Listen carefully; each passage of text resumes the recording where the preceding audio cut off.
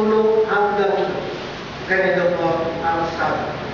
Pagkatapos nakita ko ng buksan ng kordero, ang isa sa 7 tatak at narinig ko, ang isa sa 4 na nilalang na nagsalita gaya ng tunog ng kulog. Halika. Pagtingin ko, nakita ko ang isang kabayong puti na ang sakay ay may hawak na pan. Binigyan siya ng kuruna at siya'y humayo upang patuloy na magtasagumpay. Ito po ang nakita ni Juan nung buksan ng kordero ang unang sakay. Ang kanya pong nakita ay isang kabayong puti. Na ang kabayong puti na ito ay may nakasakay. At ang nakasakay ay may hawak na pan. Binigyan siya ng kuruna at sinabi sa kanya, humayo upang patuloy na magtatagumpay. Napakahiwaga ang nakita ni Juan nung mabuksan ang unang seal. Ngayon, alamin po natin bakit kabayo ang kanyang nakita. Marami naman siguro may pamakikita.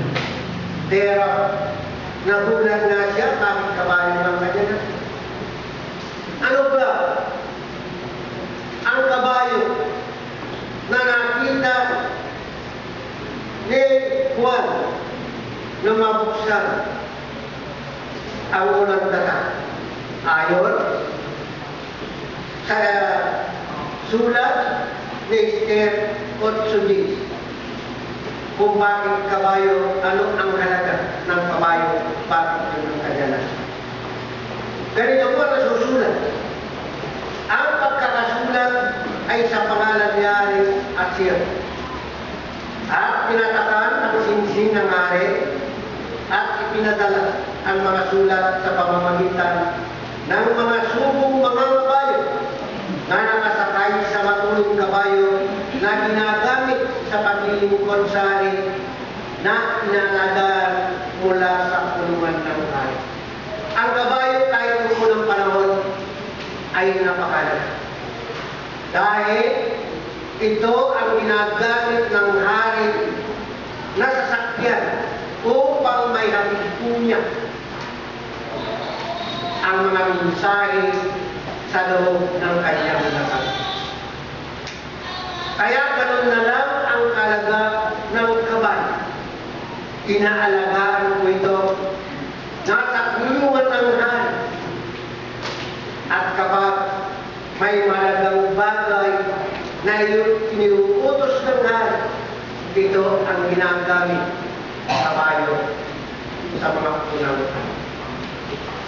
Maliban na ginagamit sa panghatid ng mga mensahe o kautosan ng hari, ano pa ang gamit ng kabayo na napakalaga? Ito po sa aklat din na Esther 6:11.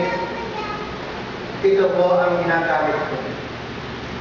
Sa gayoy pumasok si Haman at sinabi sa kanya, anong gagawin sa lalaking pinalulugdan parangalan ng hari?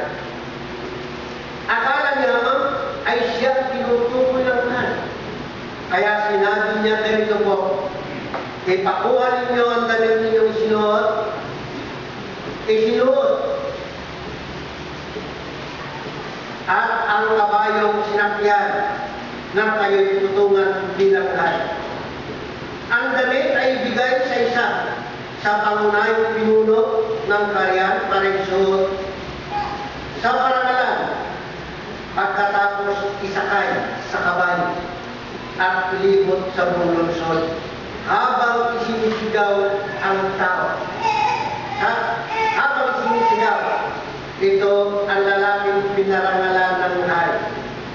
Sinabi ng hari kay Haman, kung gayo'y kunin mo ang aking damit at ang aking kabayo, lahat ng sinabi mo ay gawin mo. Kay Mardukyo, ang Hudyong nakaupo sa pintuan ng palasyo, kinuha ka ni Haman ang damit at ang kabayo ng hari binigyan niya Mardukyo, isinakay sa kabayo at inilibot ng burlonsod habang isinisigaw niya, narito ang lalaking pinangalan ng hari. Ito ba ang kalagahan ko ng kabayo? Dahil nakita ni Juan kung gaano kalaga sa kapanahunan ng ating Panginoon Kristo, ganoon din ang kalagahan ang kabayo na ginagamit pag ang isang tao para nangalan. Sa kabayo ng hari sinasakay, sinusutan lahat at isinisigaw. Ito ang pinaparangalan ng hari. Kaya ang kasaysayan na ito, mga kapatid, ay patungkol sa isang pulubi at isang prinsipe. Kung mababasa po ninyo ng akala ng prinsipe siya, yung pararangalan, yung pala ay hindi. Ang akala ng prinsipe siya ilalagay sa mataas na pwesto. Pero hindi. Ang akala, yung pulubi ang mamamatay. Mali ang naging akala dahil siya.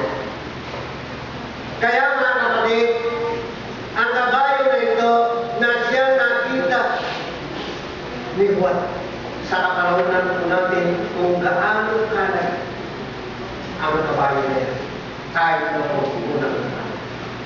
Alamin po natin ngayon sa pamamagitan ng pangitain ano ang kaulugan ng kabayo ayon sa banal na kasulatan o ayon sa payag ng banal na kasulatan.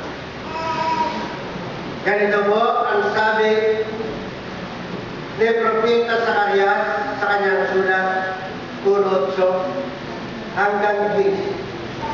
Pakinggan ninyo aking pong babasa. Nakita ko noong gabi at narito isang lalaking nakasakay sa isang pulang kabayo. Siya'y nakatayo sa gitna ng mga puno ng mirto na nasa lamba. Sa likuran niya may mga kabayo pula, kubiro at puti. Nang magkagayon aking sinabi, O Panginoon, ano ang mga at ang anghel na nagpag-usap sa akin, nagsabi sa akin, at kung ipapakita sa iyo kung ano ang mga ang lalaking nakatayo sa gitna ng mga puno ng mirto ay sumagot, ang mga yan ay mga isinugo ng Panginoon upang manumanan ang lupa. Ibig sabihin, mga kapatid, na ayon sa pangitain ni Propeta Zacarias, yung mga kabayo na kanyang nakita ay mga isinugo ng Panginoon upang manumanan ang isang lupa. Kaya mga kapatid, yung pangitain na ito, ganun din ang nakita nyo. Pangitain, bisyo. Kaya yung salitang apokalipsis ay ito ay vision payag ng Diyos sa ating Panginoon Kristo at ipinahayag din niya sa kanyang alipin na si Juan. At si Juan ay ipinahayag din sa mga anak ng Diyos na kagaya po natin na mga iglesia ng Diyos na siyang makapagbukas ng aklat ng aklat. Kaya